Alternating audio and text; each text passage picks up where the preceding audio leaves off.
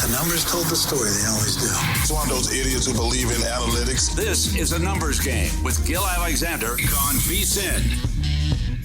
All right, welcome into A Numbers Game on this Friday morning, February 14th. He's Kelly Bedlin. I'm Joe Serralo, taking you into your weekend. And Kelly, it's February 14th. You know what that means, my man? What's that? Happy Valentine's Day, brother. Oh, I thought it's because the NBA went on break today. No? Oh, okay. Yeah. Happy Valentine's Day. Yeah, there's no sports, so we are stuck trying to, find someone to go on a date with. Little pink and red. There we go. I like it. Feeling like festive. And shout out to our guy Darnell, huh? How about that?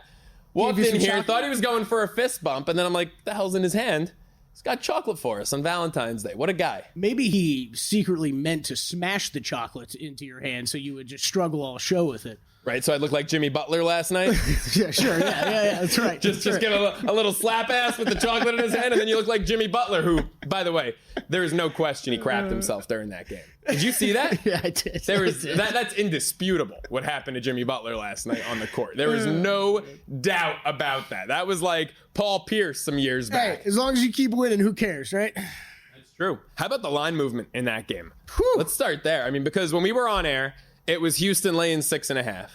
It opened Golden State, or was it Houston by a point? Houston won, yeah. And then it closed Golden State 1.5? Yeah, I guess that's what I caught this morning because I was writing something up for us of dog sweep the board. And then I was like, wait, what? And I'm looking over at a couple sites. I'm like, wow, it went all the way to Golden State won before we tipped off. And yeah, that's what we had. 1.5. Yeah, here over at VSiN.com, 1.5, all the way to Golden State 1.5. So yeah, that was a bad read by some of the bettors and bookmakers. I mean, I brought it up yesterday on the show, and I thought I was completely in lockstep with them. I was like, I think Steph probably sits. I think Jimmy Butler sits. And right. Tip to the cap to the Rockets and Warriors. They know where they're at in the Western Conference and need to pick up every one of these wins that they can to improve themselves in the standing, and especially going up against each other. Never know how that's going to work out when the playoff seeding comes down. I'll tell you what, yesterday was such a weird day in the NBA because we talked about it on the show and, we had Zach Cohen on and we doubled down on it when Zach came on. The injury reports were so inconsistent. Yeah. And you look at a game like Golden State Houston where we were certain Steph and Jimmy were probably going to be out because of the 5.5 point line movement towards the Rockets. And then, of course, that gets that comes back with 8 point movement towards Golden State. Absolutely obscene line movement there. You look at the Miami-Dallas game.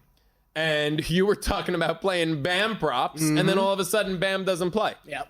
And, who else was out for Miami? It was Terry, Wiggins. They had that stomach illness. Bam, I don't think was the stomach bug. I think he was a left knee contusion. Yeah, at least the night before he wasn't listed with the illness stuff. So he was fantastic the night before.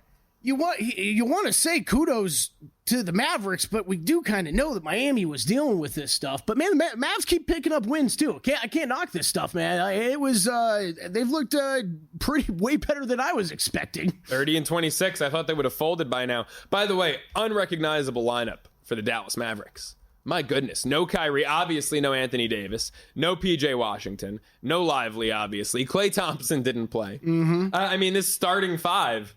It really is like unrecognizable. The fact that they just that these guys put up 118 on Miami and won a basketball game. It's like, whoa.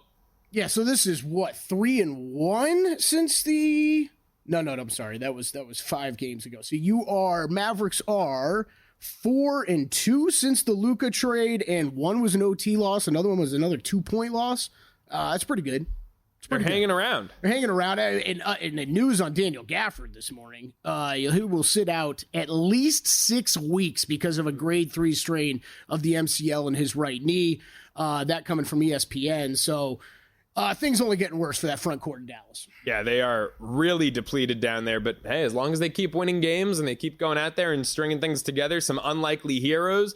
Maxwell Prosper, it's not like he had a wild game, but, gets a start. This is a guy who usually sees just a few minutes, averages under 4 points per game, and he goes out there, gives them double digits in a starting effort. Minnesota, Oklahoma City, that one surprise you? Yeah. Really, I brought it up yesterday on the show, right? If we're gonna complain about the bad beats all the time, recognize when you get lucky. The OKC win I had covering 2 nights ago was way worse. I had no reason getting that one home. Man, I thought my over was looking good in that game though, and then we roll into the fourth quarter, Joe, and 34 combined points from the two teams. Yeah, and come on, they just mailed it in. just goes under. But yeah, that was a good win for Minnesota. This is another game like the Warriors we talk about. Warriors in Houston have just kind of given it. People expecting before the All-Star break, maybe you slow down, mail it in a little bit. Both these teams, I mean, they threw everybody out there. This is a full strength type of game, and both these teams battling, and Minnesota coming out on top. I will say that fourth quarter, though, that was about as big of a pre-All-Star break fourth quarter as you could ask for, because they looked like they both mailed it in by the fourth quarter. 34 combined points, like you mentioned. Clippers get home in overtime. They don't cover, but they beat Utah 120-116. How about the Pelicans? Beating Sacramento 140-133. I know the Kings were a popular play yesterday. Pelicans, they mailed it in. They sent Ingram to Toronto, 13-42, one of the worst records in the league, but they pull it out in OT. Yeah, this Pelicans team has just been one of the most fascinating teams to be in the league for the past few years, because I'm a Zion fan, but the injuries are undeniable. But man, they still got some great young talent. Herb Jones is going to miss the rest of the year, it sounds like, but getting him back next year will be huge. Trey Murphy with another year of development. It's a fun young team. It's just interesting to see what they do with all these pieces. And Ingram, they had to move. They had to move one of these guys just because of what their salary cap ended up looking like. They're going to have to pay. They got some big payments coming up from some of their younger stars. But Pelicans, man, I know it's a bad season, but it's a bright future ahead, in my opinion. In college hoops, both ranked road favorites covered. Memphis went to USF, made a statement early, going up 15 at the half. They end up winning by 15, covering 7.5. Maryland goes to Nebraska. 1.5 point dogs in that one. So excuse me, I said road favorites. They're the ranked team, but they were the underdog in that one. So Nebraska would have been your system play if you're all about taking the unranked home favorite against a ranked road opponent. Maryland says not this time. And that system, Kelly's actually not been working lately. I've noticed it was hot and heavy to start the season, and then lately the higher ranked road teams have been coming out there winning. Yeah, I think it's I think it's something to always be aware of, but you still got to pick and choose spots, right? Any of these kind of systems and trends we talk about, it doesn't mean fire blindly on any of them. And this Maryland team, metric wise, I know that they're ranked 25th. They're not the sexiest team, but they do have similar metrics to teams like Michigan, teams like Arizona, teams like Marquette, who are all, I think, much more highly regarded. Maybe not Michigan, maybe they're about neck and neck, but Marquette, Arizona, much more highly regarded than Maryland. This is a team I'd start to look for. Big Ten tournament, maybe March Madness. They could make some noise. I'm trying to pull up what they are in the outright market right now. Maryland? Yeah, because I heard someone 65-1 to win the NCAA tournament. I heard Drew Dinsick on the Deep Dive podcast just yesterday bring up that he recently got in on a ticket for them to win the tournament just because he thinks that there are some flaws at the top. And he thinks they're very beatable teams at the top. Look, I would say right now it's Duke, Alabama, Auburn, and then it's a wide open field. And, it's not hard. Someone might look at that and say, well, you just gave 3 teams that seem like a sure thing, so it's got to be one of them. It's not hard for each of those teams to just have one-off performance get knocked off, and then it becomes wide open, Yep. So I don't think there's a sure thing like UConn in recent years. Duke, Auburn, Bama, they are, I feel like, head and shoulders above the rest. They are in their own tier, but if Alabama has a game where they get cold from beyond the arc, boom, they're exposed, right. Right. So as far as the next tier, it is pretty wide open. And if you're going to take a team maybe like an Iowa State or like an Arizona, at that point, why not go for a Maryland or a Clemson and get way better odds? Because, we talked about Clemson yesterday with John Henson. I think they're a team in the outright market. I don't know if you have their number in front of you. I think Clemson is very live. 80-1. Wow, longer shot than Maryland, huh? Yep. I love it. You should talk about them on your golf podcast. That's a long shot for you, right?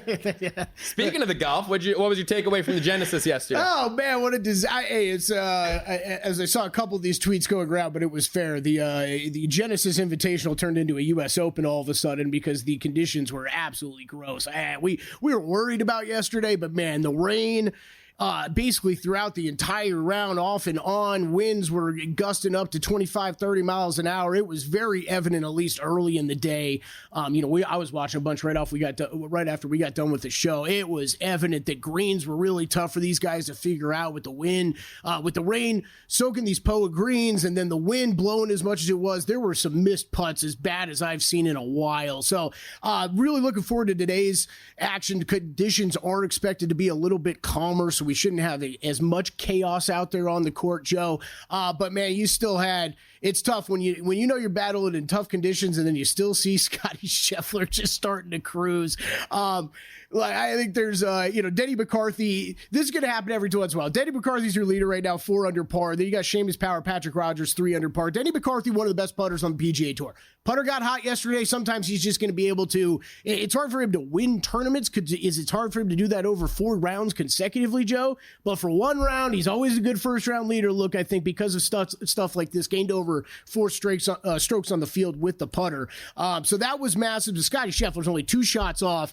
Listen to him on his post-round interview. Man, for us that have been betting golf and Scotty Scheffler getting in the way so many times, I did not like what I heard post-round from him, Joe, because he was talking about how he thought he was in the best condition of his life this offseason, right before he cut open his hand on old Christmas Eve or Christmas Day, whatever it was, and had to miss a couple weeks and work on that. But he was saying how he's starting to get his swing back, starting to get the feel back, and I'm getting real nervous about how good Scheffler's going to be going forward. Would you consider him at 2-1 here, or is that just not enough? It was the first price I looked at. Man, I can't blame you if you go and bet it with him 2 shots off the lead. I'd probably give it to today, though. I usually don't get involved. We'll talk about some of the live outright prices. I did pick out and choose that a couple that I thought could work if you really wanted to make a bet today. I usually don't get involved in round matchups or even in tournament, just picking outrights till about the 3rd round. I usually want to see 2 rounds unfold, and especially with the weather being as crazy it was yesterday. Let's get a calm day in there first. Scotty plus 210 on the live number. Rory 7-1. Denny McCarthy 12-1. Your current leader. More golf, more college hoops. On the other side, it's a numbers game. He's Kelly Bidlin. I'm Joe Serralo.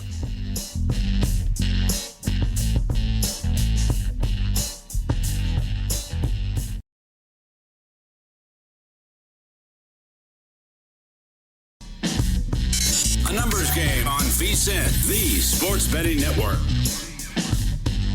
The numbers game continues. He's Kelly Bidlin. I'm Joe Serralo, taking you through this Friday, February 14th edition of The Big Show as we get you folks ready for the weekend. And we'll start to get you ready for the NFL Draft as we welcome into the program via the Progressive Guest Line our friend, NFL Draft and college football analyst for A to Z Sports, my guy Joe DeLeon. Joe, how you doing, man? There is no face I'd rather wake up to on Valentine's Day than yours. I just want to make that very clear from the start. That's so sweet of you to say, Joe. I'm doing great. I tweeted out. I was very excited to get to talk to you today, and it wouldn't be a true Valentine's Day if we didn't get to share this very special moment. Kelly, it's nice to meet you, by the way. Yeah, Joe, it's great to have you on the show, but I echo that same sentiment. Okay, who else would I rather spend Valentine's Day with than you two? Okay, come on. I mean, a couple of good-looking Joes. It's a great way to start your morning, right? Joe, I want to start, backtracking a little bit. It feels like the Super Bowl. We spent 2 weeks, obviously. For those of you as part of the numbers game audience who don't know this, Joe is a regular on Cashing Out, comes on every week. So we spent 2 weeks previewing this game, leading up to it. The 2 weeks felt like 2 years. And now, just 5-6 days later, it feels like the Super Bowl was already a year ago. It feels like old news. But being a draft expert and analyst and a college football expert yourself, Kansas City right now, the second shot on the board, 7-1 to win it next year. I mean, where do you see this Chiefs team going in the draft? Where do you see them improving as they're a little strapped for cash this offseason?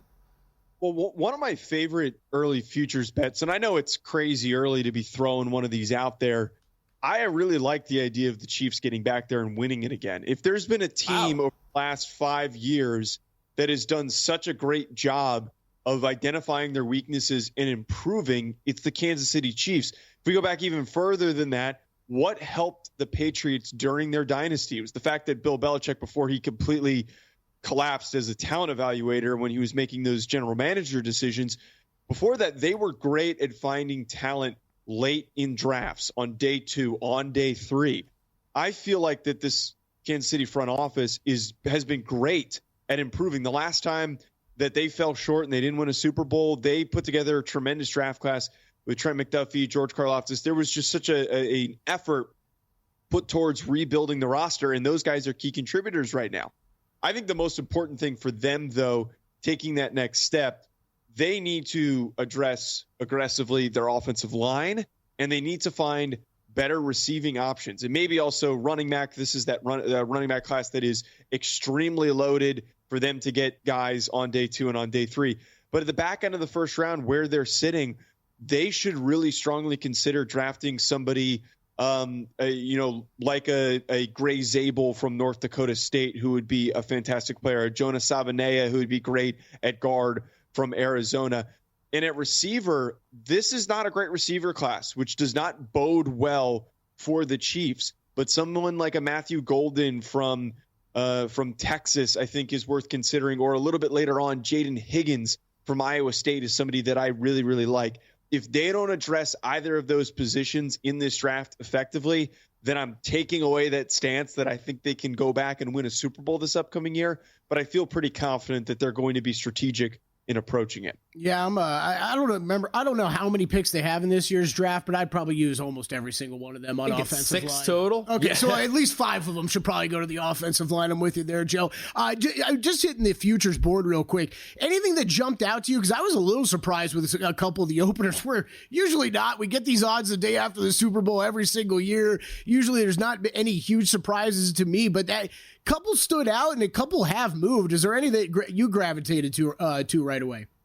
The one that caught my attention the most was the Bengals at 17-1. And part of me kind of wonders if that's going to end up moving up after this offseason. The first thing that they addressed was moving on from Lou Anarumo, who's a great defensive coordinator. But the guy that they hired from Notre Dame, Al Golden, was already a part of the staff at one point. That is a very underrated decision to go with somebody who at one point was a position coach, who has familiarity with the system. There is no learning curve. There is no chemistry building between him and the current whole coaching staff and some of the guys that were already on the roster. So I love Al Golden as a DC. I think he's a brilliant defensive mind. That is going to help them improve. And a lot of this too, last draft, they were aggressive at addressing their defense, but they had a lot of young dudes that were not really ready to contribute to the degree that they needed. The thing that held them back was their defense being a mess. It had nothing to do with Joe Burrow. He was so good that he was in the MVP conversation despite missing the playoffs. So if there's one team out there this upcoming NFL offseason and this NFL season that has just a really nice draft class and takes this huge leap forward, I think that the Cincinnati Bengals are worth considering. Yeah, they've already moved down a tick from 18-1 to 17-1. I expect that to probably get a little shorter than 15-1 here in the not so distant future when it comes to the Bengals. All right, Joe, what about the champs? What about the Eagles? Howie Roseman has put on clinic after clinic when it comes to the draft, whether it's pretty much just going down to Georgia and swooping up their entire championship winning defense. I mean, you got Jordan Davis, Jalen Carter, Nolan Smith, N'Kobe the Eagles are the Georgia Bulldogs. It's absolutely insane. What he did last year with Quinion Mitchell and Cooper DeJean was, I think, a bit of a surprise, doubling down on that position. And both of those guys had Rookie of the Year caliber campaigns. What do the Eagles do here? Yeah, I think that for them in this upcoming draft, there's not really any major priorities that they need to go after, because you just mentioned there that this roster is not only loaded, but it also has depth. For me, it was like, and I did a mock draft a few weeks ago before the Super Bowl. It was kind of hard to pinpoint what makes sense in the first round. They're probably going to be a trade back candidate because there's nothing super urgent for them to go after. They can continue to accumulate draft in a draft class that has a lot of really good defensive prospects. But I feel like adding into the mix another receiver for them is important. We know that A.J. Brown and Devontae Smith are amazing, but you get a third option with Jahan Dotson, who didn't really do a whole lot after they traded for him. The one thing, though, that I have a little bit of pause with talking about them repeating, I feel like a lot of things had to go right for them in order for them to go on this run and then play as dominantly as they did in the Super Bowl. And the very specific thing I'm referring to is the health of Saquon Barkley. Saquon Barkley is the best running back in football. He's one of the greatest running back prospects that we've ever seen. He is insanely talented. But the thing with him is we've seen inconsistencies with his availability. He'll have a great season, and then the next year he'll end up getting banged up. It's the reality that we live in with running backs. So I have a little bit of pause seeing how important he was for their success, for Jalen Hurts' success, for the offense just being so much better the way that they played this year. I'm a little bit off knowing that if Saquon gets banged up and he starts to miss periods of time, or he's out for the playoff next year, that is going to impact their chances of repeating. Well, what I'll say to that, Joe, is first off, you're right. No Saquon, no Super Bowl, right? And people could say, oh, well, he only had 50-something yards. Yeah, he was their best player the entire, path to getting there. And then in the Super Bowl, Kansas City's entire game plan revolved around taking him out of the game. And so then Jalen Hurts and the pass game were able to go and attack Kansas City's defense. But absolutely no Saquon, no Super Bowl. Where I'll disagree with you is think about why Saquon's been hurt so much. You and I are both Giants fans, man. The Giants haven't put out a competent offensive line in over a decade by now. Well, my counter to your counter, though, that doesn't prevent him from getting hit, though. Just because he's able to go so much further down the field before getting hit at the line of scrimmage doesn't mean that he's going to not, get contacted by a defender later on into a play. I vaguely remember when he tore his ACL against the Bears, it wasn't like a huge gain, and I'm trying to remember exactly what had happened, but he was trying to string out a play, and he was trying to create space for himself, and he just got driven way too hard into the ground that led to his foot planting awkwardly. So the running back position, you can get hurt doing anything. You can get hurt standing still. I'm being hyperbolic, but it's a position I would hope. Where you take enough hits throughout a season, wear and tear starts to factor in, and you could tear it in open field just trying to make a cut. And I'm not trying to pitch that Saquon's going to get hurt and that I want him to get hurt, but all I'm trying to say here is that it is such a hard position to bank on health. The best guys are the ones who have been the most healthy, and I'm sure that Saquon is going to have another great season. Joe, final minute. Let's get to the draft here. Obviously, we'll be talking about the draft a lot in the coming months. Cam Ward, odds on to go number 1 to Tennessee, minus 120. Behind him, Abdul Carter, plus 225. Shador is 4-1. Travis Hunter a little longer than that, plus 425. And then Jackson Dart, 40-1. So really, you're dealing with 4 guys that are shorter than 5-1. Where do you see the Titans going? Potentially, could a move like an Aaron Rodgers mix up where quarterbacks go and mix up the top of the draft? I think that it's open-ended on what they're going to do. They could either go quarterback, or they could end up approaching defense, taking Abdul Carter or Travis Hunter. But for the betting angle specifically, I'm sticking with taking Cam Ward to be this first overall pick, because if they decide to trade out, anyone who moves up to draft a quarterback is going for Cam Ward. The more that I've evaluated him and Shador Sanders, the more that the general public has evaluated him and the NFL has dug in, there's a clear difference in the talent level. Shador Sanders is super high floor. He's super talented. He can be a great pro. But Cam Ward's got the big arm and can turn into a top 10 quarterback or even better in the NFL. Yo, no one's more in tune with this stuff than you. You put me on to Cam Ward when he was back at Incarnate Word. I want to give you credit for that one. Enjoy your Valentine's Day. Send Christina my best. Appreciate you coming on. Follow him on Twitter at Joe DeLeon. More Numbers Game after the break.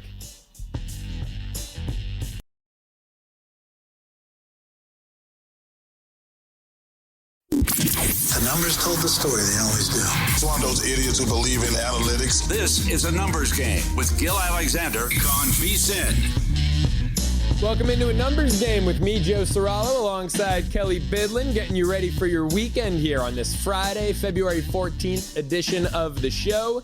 And with the weekend comes a lot of Premier League action on tap. Who better to talk about it with than our friend Paul Carr from True Media Sports and, of course, the Expected Value podcast. Gave out some great Champions League winners, some incredible value just the other day. Let's see if we can do it again with the Premier League. Paul, how you doing, man?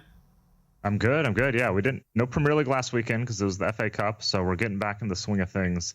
We're about 2/3 of the way through the season, so we're starting to head down the stretch. And we've got a match about to start. No official play from you on it, but I'd love to get your thoughts on this Brighton-Chelsea match. Yeah, this is an interesting one. Brighton's, I'd say they've underachieved a little bit all season from kind of what people expected them to be. Chelsea's been playing pretty well on the whole, and Nico Jackson is the big question mark here because he's out. He's their top scorer, forward up top. He's out for this game, so I don't really have a play.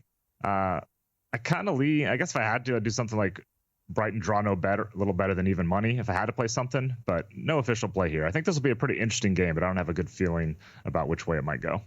Paul, you've been on a tear recently. We were talking about during the break over 8 units giving out up over 8 units over the show over the past month on the show on an absolute tear. Champions League. It feels like I can remember about one losing day for you over that time. I know we got a few plays to get to. I did want to just ask you a question though for people that are getting trying to get into betting soccer, whether it's Premier League, Champions League, any of the European leagues, just kind of biggest piece of advice you have for what people should be looking at, stat wise, or how they should begin their process of learning and advancing handicapping soccer. Yeah, and there's obviously a lot of different approaches. There's some things are just very practical.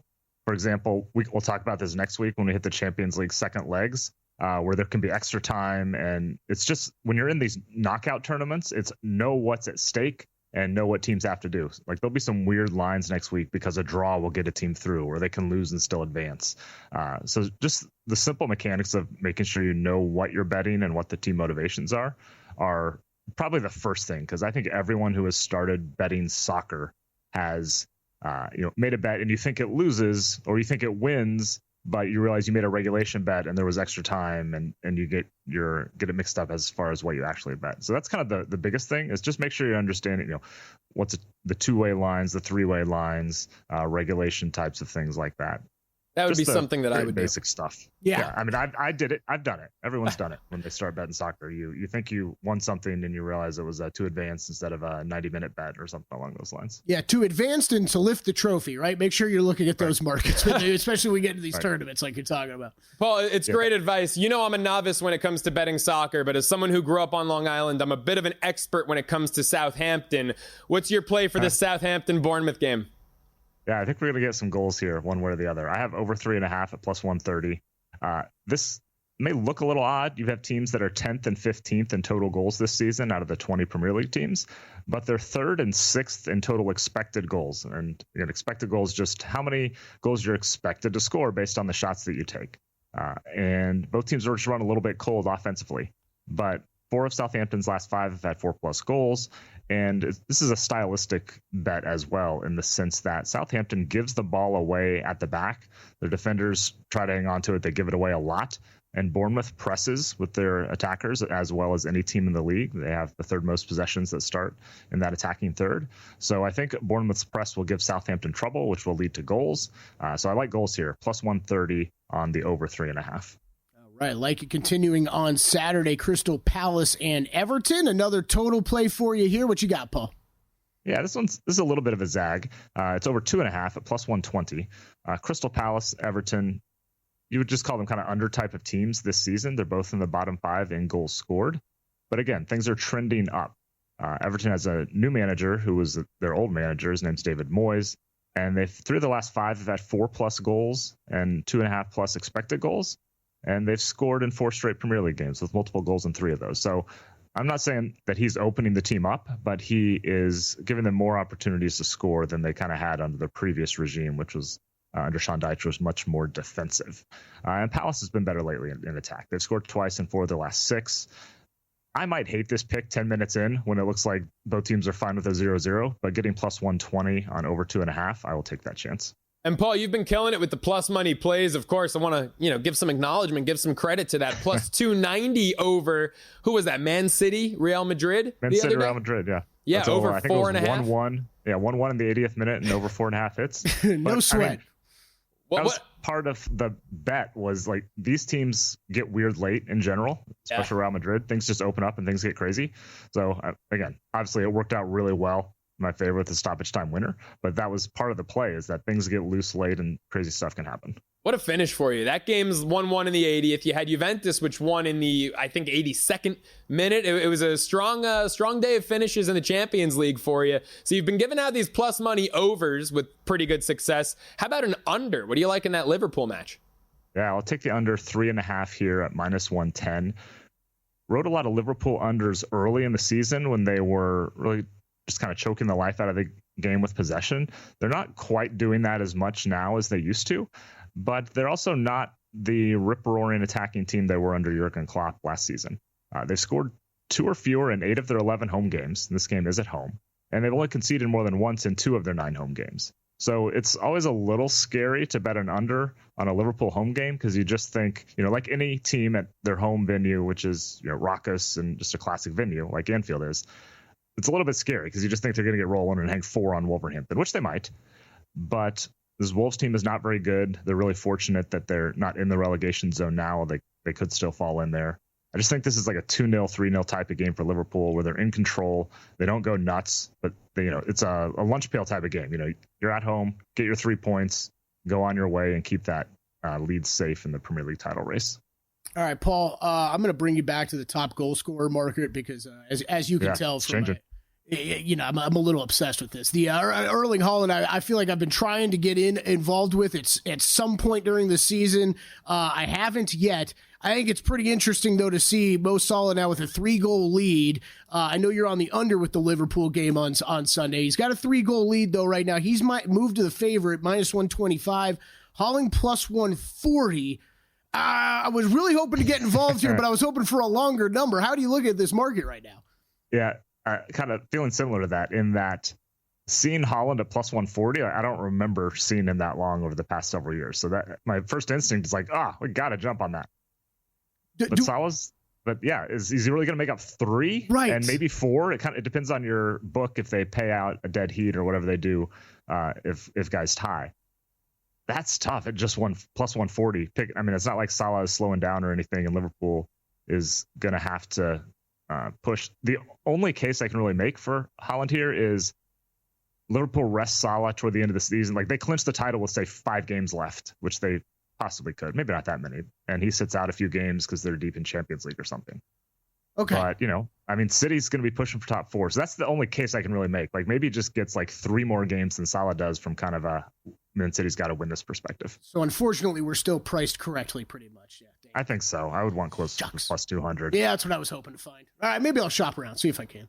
Paul, you mentioned City making a push for top 4. While we're talking futures, Liverpool's pretty in command to win the league, but is there any value in that top 4 market? Anything that intrigues you there?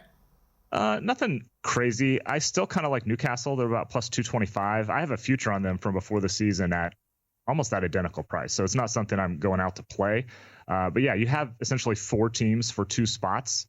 So I feel like Newcastle's a couple points off of 4th right now. So I kind of like that. The one X factor in all of this is, and this is a little bit complicated, but the Premier League's probably going to get 5 Champions League spots, which means a team could be in 5th going to the last few days and not have to push for top 4, which is a little bit strange, but it depends on how all the English teams do in Champions League and the other European competitions this year.